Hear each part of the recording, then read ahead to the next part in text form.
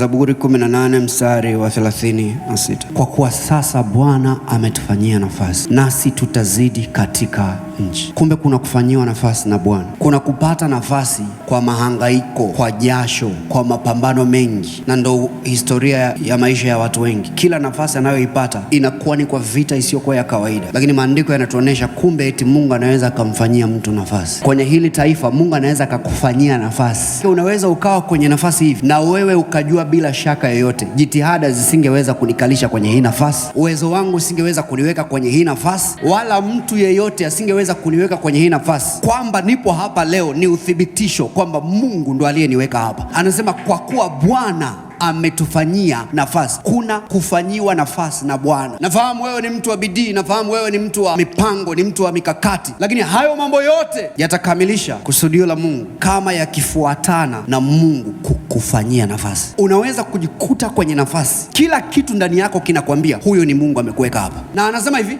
kwa kuwa Mungu ametufanyia nafasi, nasi tutaenea. Kuenea kwako ni matokeo ya kufanyiwa kwako nafasi na Mungu.